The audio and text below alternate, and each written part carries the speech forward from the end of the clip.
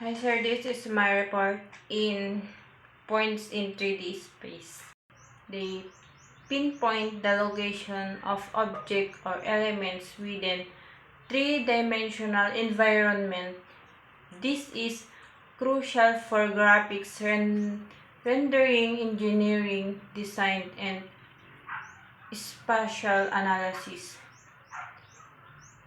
Ang points sa 3D space ay nagbibigay ng location ang bagay o elements sa loob ng tatlong dimension sa kapaligiran. Ito at mahalaga para sa graphics, printing, design, and engineering at iba pa. Sa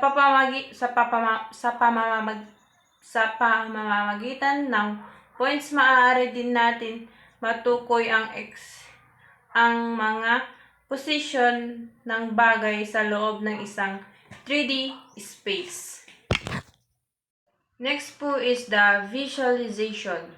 Points facilitate the visualization of complex spatial data, allowing use to understand and interpret three-dimensional structures and patterns more easily.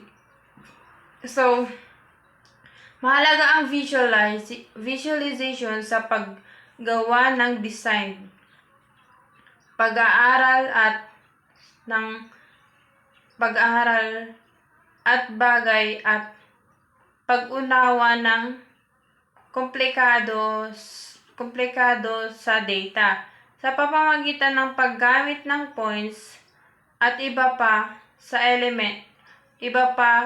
na elements, maaari din tayo makabuo ng graphics o animation na nagpapakita ng mga bagay na gumagalaw o nagbabago sa loob ng 3D space. The next po is the vectors for direction and movement. Vectors are used to represent direction and movement in 3D space. A vector consists of magnitude and direction, and it can be visualized as an arrow pointing from one point to another. In the context of movement, vectors can indicate both the direction and distance of travel, while in terms of direction, they simply indicate where something is pointing or moving towards. So, ang vectors ay ginagamit para ilarawan ang direction at paggalaw ng vector. Ay maaaring ilarawan bilang isang direksyon at haba ng paggawa. Example, kung may nakita kang naglalakad papunta sa silangan ng vector na iyong paggalaw ay papunta sa silangan, at may haba na katumbas ang distance na nilalakad mo.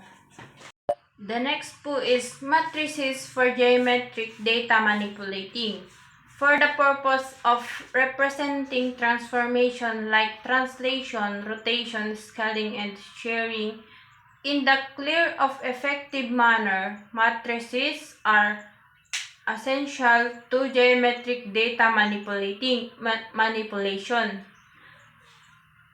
Geometric objects such as points, vectors, and forms in 2D or 3D space can be effectively transformed by executing matrix operation, composing many operations into a single transformation is made easier by matrices, which also aid in transformation composition.